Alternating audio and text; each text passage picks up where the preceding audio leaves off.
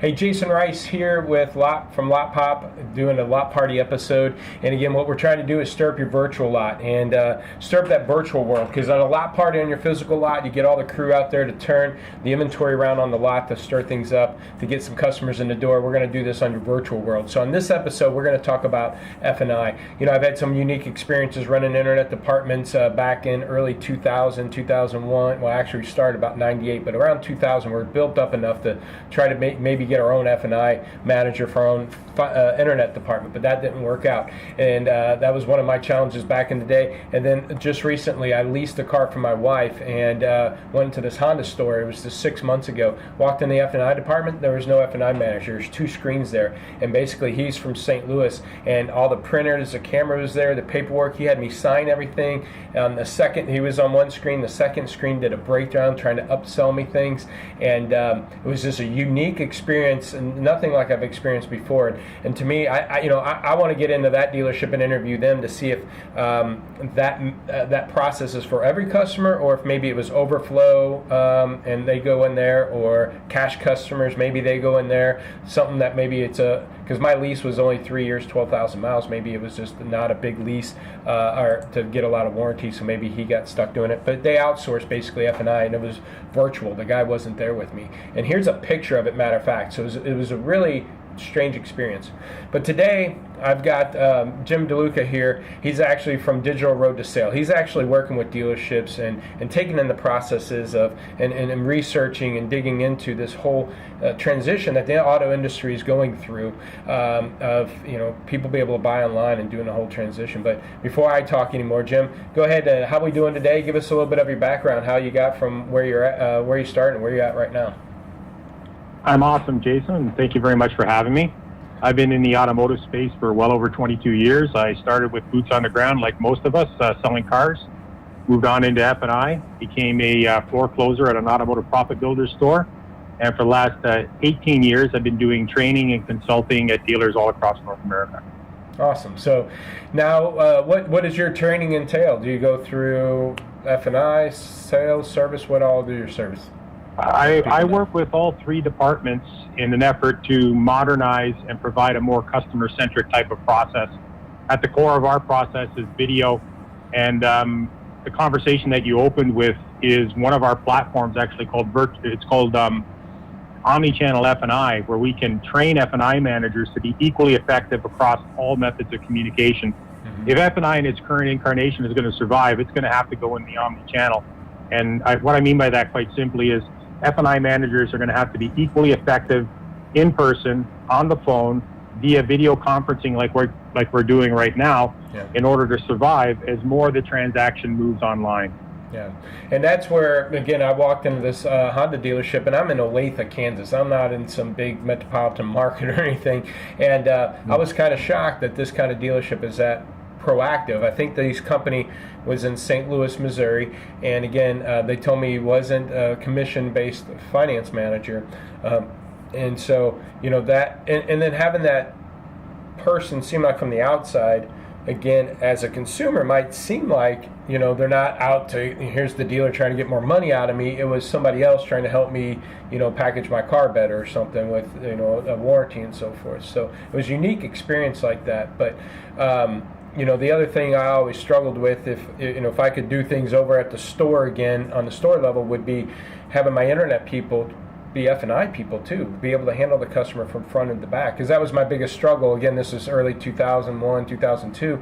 We'd be working deals and pretty much done deals, except for the customer saying, well, hey, what kind of rate can you get me, because I can get this rate at my bank. And we tried to talk to F&I people, and they didn't want to give up that information. They didn't want to give up the interest rates and payments, because they wanted to have time to be able to sell products and stuff, and that made sense. But I think you killed two birds with one stone.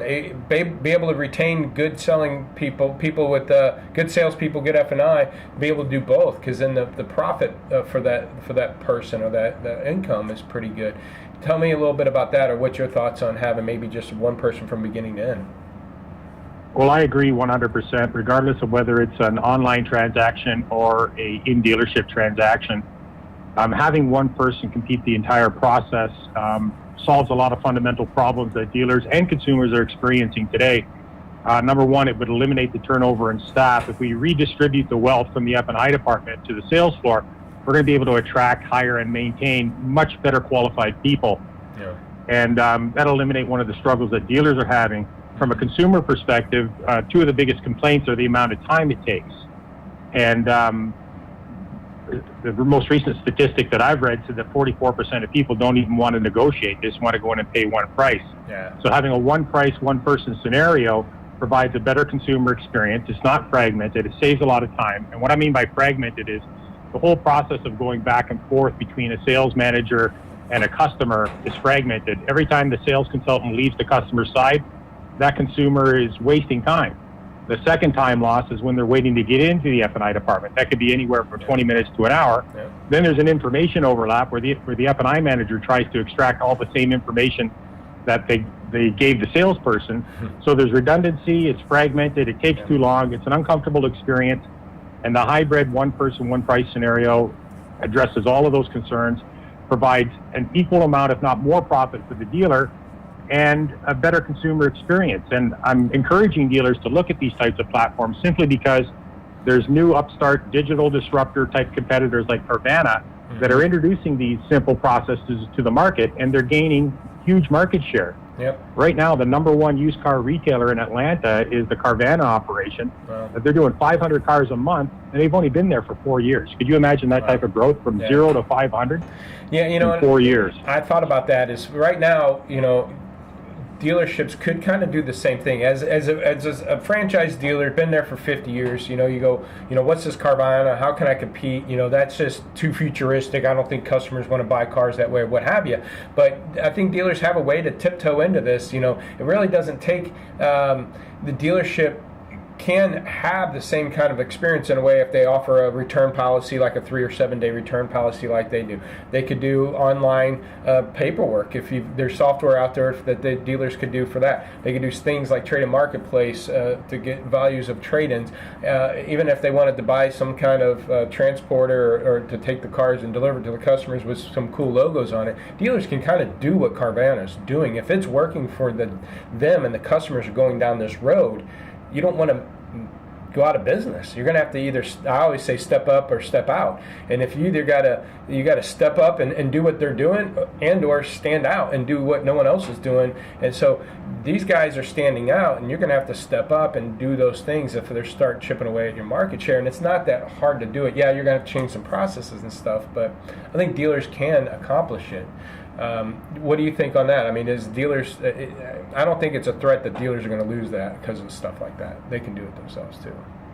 Oh, I couldn't agree more. The technology is readily available. It's relatively simple.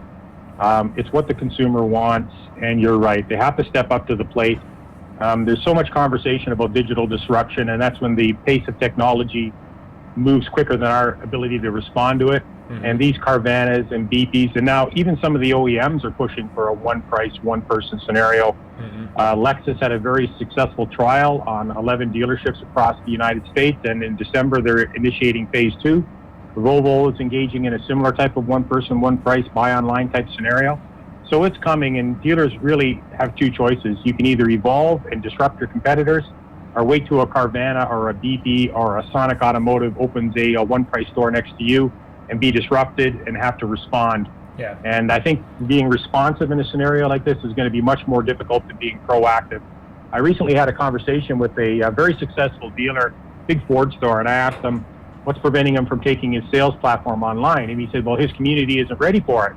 And I said, well, if you were to guess, what percentage of your community you think would buy online? He goes, well, 10 to 15%. And I said, how would you like to increase your market share by 10 or 15%? Yeah.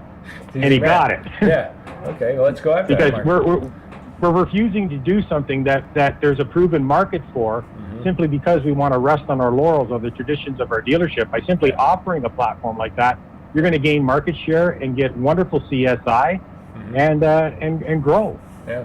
Well, I'll be turning 43 here in a couple months in November, and I haven't, computers were new through high school and stuff for me, and but I'm used to buying stuff online now. I just bought a $300 liquid fertilizer spreader and they delivered to my front door. So, and now I'm different because I bought a lot of my cars and have them deliver. I deal with dealers, so they bought it and delivered it to me, so I have no problem. I don't feel like I had to go to the dealership and do that kind of stuff. But I could see these new generations, as they grew up with computers and grew up with buying stuff online, buying a car online probably isn't going to be that big a deal for them. And other than test drives and stuff, so I still think the test drives are comparing a Ford to a Silverado. Dealers are going to have to be out there. I'm not saying dealers are going to be eliminated. It's just you got to give them that option and have that. What you call it, a hybrid, to have them be able to do at least both. If they want to come in and do the experience, come in and do the experience. If they want to go and think about it, they can go and think about it and then buy it online once they made the decision, right? That's kind of absolutely, because what's going to happen, what I fear is going to happen, Jason, is there's a phenomenon called showrooming, and there's really two definitions of that. But one definition is where you go out and check something out at a retail operation, and then you go and buy it online to get a better price. So a lot of these showrooms in the future are going to simply be the proving ground or the test driving center. And then once I make the decision on the vehicle, I just simply order it online and have it delivered to my house and not have to go through that traditional process. Yeah. And that's happening as we speak. I mean, we see people showrooming in car dealerships right now where they're checking the information, they're chatting with other sales consultants. Yeah. Right when they're standing on your showroom floor or sitting down in your sales consultant's office. There's nothing that we can do to prevent change. There's nothing that we can do to change consumer behavior. The only thing that we can do is migrate with the times and give the people what they want. And ultimately, it's going to be more profitable for the dealer. Yeah, yeah. And I deal with some small town dealers, and they're very competitive, and they're getting people to drive 2 or 3 hours away to get their cars. But, I mean, if people have that option to buy it and get it shipped or delivered or something like that, I mean, I don't think it's that far off. You look at things like Amazon, again, they're continually to blow up. And I'm thinking, man, if I ever get in another business, it might be the delivery business like a UPS and stuff, and because it's just going to blow up because that's where the growth is going to be over time here, and I think people are going to be used to and comfortable with that. Do you think if a dealer was to want to tiptoe into this, what's the best place for them to start? To get, hey, let's try an online appraisal tool, get used to handling customers that way, or let's get a buy it online, fill out the paperwork tool, or just change the internal part. What's the best step for a dealer to lean into this right now? I think I would suggest going with a buy online platform and implementing the technology to do so, because just the publicity that they would get, and whether it's self-publicity through social media or conventional advertising, or the media just taking an interest in it, is going to be very valuable for them, and it's going to open up a market that was previously closed to their community, because unless they have a buy online type of Carvana solution in the area, they're going to be the first person, and they're going to capture that market share, and build some brand loyalty, bring people in the door that were never there before. And it's really relatively simple. Yeah. All right, well, we only have a couple minutes left here. Let's wrap it up with some contact information. Again, you're with Digital Road to the Sale, but how can people, is there a website, email address, Twitter, whatever, how can people get a hold of you? I can be reached at digitalroadtoasale.com. Okay. My email is jim@digitalroadtoasale.com. And if you want to text me, it's 905-865-8734, and I'm all over social media. Yeah. And you know what, that's funny, I was just thinking, this isn't futuristic talk. This is stuff that's happening right now. Like you said, there's people disrupting the market and some dealers' back door. And it's like the internet. Again, I started doing internet in 97 or 98, and they're like, it's a fad, but eventually they realize it's not going away. And eventually, it's funny, we're still talking about things that we talked about 15 years ago, and processes, but this isn't going away. And I think, like you said, the sooner the dealer gets in, it's better to be proactive than reactive on something like this, because a strong F&I department leads to a strong dealership, because you got more flexibility to be more competitive on pricing. Absolutely. All right. Well, I appreciate your time, and anybody, stay tuned. Auto Dealer Live's next. Check out this episode.